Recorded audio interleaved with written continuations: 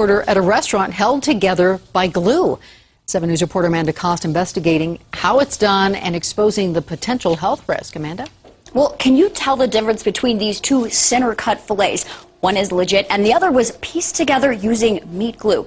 It's a way to cut costs, but we're asking, at what risk? It's white, powdery, and holding one of these two steaks together. Transglutaminase, also known as Activa or meat glue.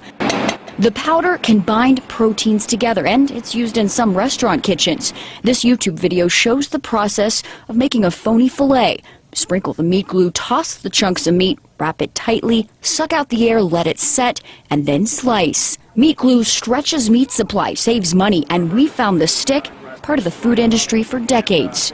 But at Tony's Market, it's not what I would want to sell to my customers or what I would want to eat. Meat glue is not an option here. Meat glue is not an option for any self-respecting butcher.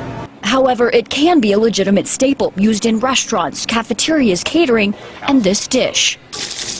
A scallop covered in chicken skin, bound by meat glue. If we didn't have the Activa in it, it would just fall off into the pan. Chef Ian Kleiman creates unique dishes. His ingredients, including meat glue, are no secret. But there are some instances in the industry where they use it to, make products that aren't very good. So basically dupe people. Yeah, basically dupe people. We checked, and the Food and Drug Administration says meat glue is generally recognized as safe. The FDA says it's perfectly safe.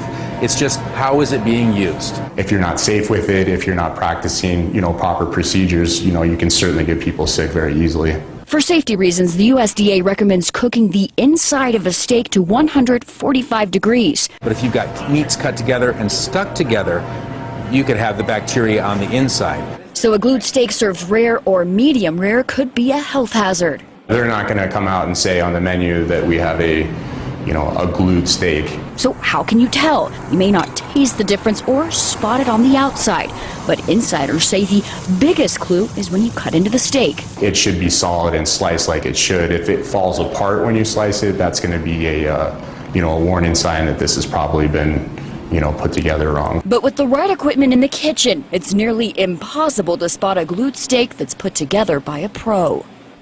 So which steak is the fake? You may not be able to tell from the outside, but it's actually the one here on the left. And we called around.